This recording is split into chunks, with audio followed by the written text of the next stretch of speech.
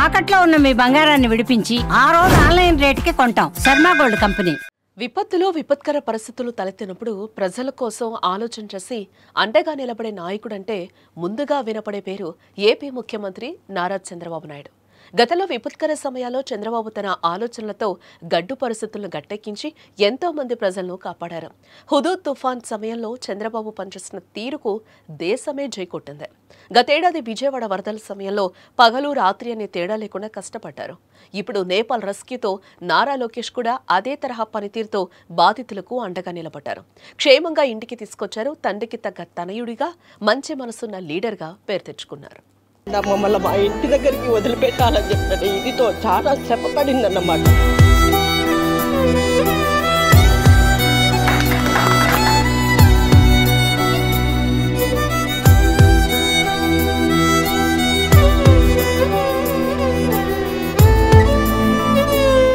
నేపాల్లో అల్లర్లనగానే అక్కడ ఏం జరుగుతుందో అని చాలా ప్రభుత్వాలు తెలుసుకోవడానికి చూశాయి. కానీ ఒక్క ఏపీ సర్కార్ మాత్రం నేపాల్లో మన తెలుగువారి పరిస్థితి ఏంటని ఆలోచించేసింది. తన ప్రజల కోసం పరితపించింది. దేశంలో మొదట చొరవ తీసుకుంది.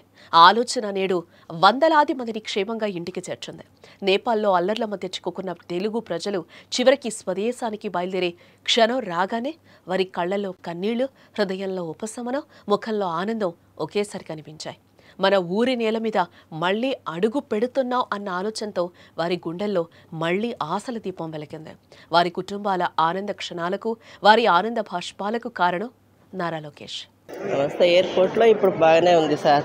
మామూలుగా అక్కడ జరిగిండే సంఘటనలు చూసినప్పుడు మాకైతే వాళ్ళ రాళ్ళు ఇసరడం అవి చూసి కిందికి వంగిపోయినామన్నమాట. బస్సులోనే తీసుకొచ్చినారంటే మమ్మల్ని పిలిచకపోయినా మా లీడరు దాసరి విజయలక్ష్మమ్మ వాళ్ళు వాళ్ళ భర్త గారు చాలా మమ్మల్ని కృతజ్ఞతలతో నిన్నటించి ఆమె తిండి కూడా తినకుండా మమ్మల్ని మా ఇంటి దగ్గరికి వదిలిపెట్టాలని చెప్పాడు. ఇదితో చాలా శ్రమపడిందన్నమాట. శ్రమపడి ఆమె ఇదితో తిండి కూడా తినకుండా లోకేష్ సార్ గారికి, చంద్రబాబు నాయుడు సార్కి, మామూలుగా వీళ్ళు అందరూ ఉన్నారు కదా, వాళ్ళందరికీ చాలా ఇది చేసినారు సార్. మాకు అందరికీ లోకేష్ సార్ గారికి, అందరికీ చంద్రబాబు నాయుడు సార్కి, మోడీ గారికి ధన్యవాదాలు సార్. అక్కడ అల్లర్లు మొదలవగానే తెలుగువారి యోగక్షేమాలపై దృష్టి పెట్టారు. చిక్కుకున్న వారికి సురక్షితంగా తీసుకురావడంతో నిరంతర కృషి చేశారు. బుధవారం అనంతపూర్ సూపర్ 6 సభలో లోకేష్ పాల్గొనాల్సిందే.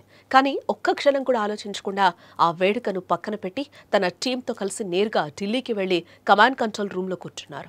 ఒకవైపు కేంద్ర విమానయాన శాఖ మంత్రి రామ్మోహన్ నాయుడు, మరోవైపు రాజ్యసభ సభ్యుడు సానా సతీష్ బాబు, రాష్ట్ర మంత్రులు, ఇలా అందరినీ సమన్వయం చేస్తూ లోకేష్ రాత్రింబవళ్లు నిద్రాహారాలు మాని ఈ మిషన్ నడిపించారు.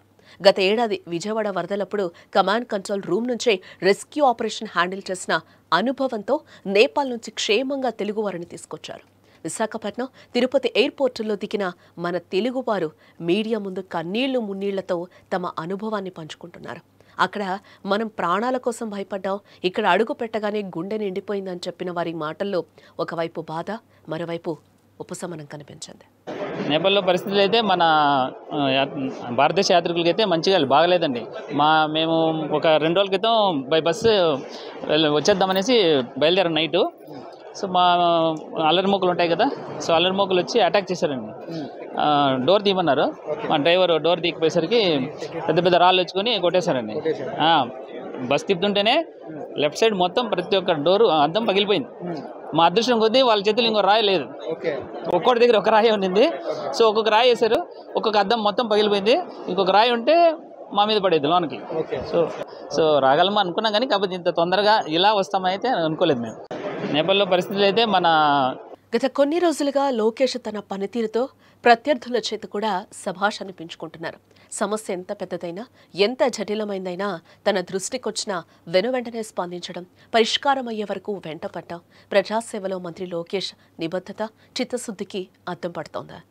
చాలీచాలని ఆదాయాలతో బతుకు భారంగా మారిన కొందరు సగటు జీవులు కష్టాల కడల నుంచి గట్టెక్కేందుకు ఎడారి దేశాలకు వెళ్లి ఏజెంట్ల చేతిలో మోసపోగా నేనున్నానంటూ వారికి ఆపన్నహస్తం అందించారు యువనేత. ఏజెంట్ల మోసానికి గురై గల్ఫ్లో చిక్కుకున్న ఎంతో మందిని స్వస్థలాలకు రప్పించి వారి జీవితంలో కొత్త వెలుగులు నింపారు. అన్నా ఆపదలో ఉన్నా అంటే చాలు అర నిమిషం ఆలోచించకుండా సాయం అందిస్తున్నారు. ఆపరేషన్ నేపాల్తో మరోసారి దట్ ఈజ్ లోకేష్ బాబు అనిపించుకుంటున్నారు.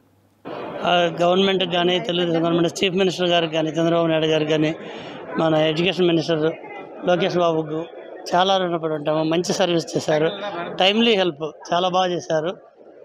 తర్వాత ముఖ్యంగా ఈ సచివాలయం వాళ్ళు కూడా 24 hours మాతోటి టచ్లో ఉండటము, ఏమైనా ఇబ్బందులు ఉన్నాయా ఏంటి అని అడగటము, everything they have done will. లేదు, ఎక్స్పెక్ట్ చేయాలి, అసలు మాకు ఇంత హెల్ప్ జరుగుతుందని అనుకోవాలా. చాలా భరోసా ఇచ్చారు. ఫస్ట్ టైమే మీరు అసలు టెన్షన్ పడొద్దు అని ముందు రోజు నుంచి డైరెక్ట్గా మినిస్టర్ ఫోన్ చేయడం అనేది మాకు ఆశ్చర్యం వేసింది.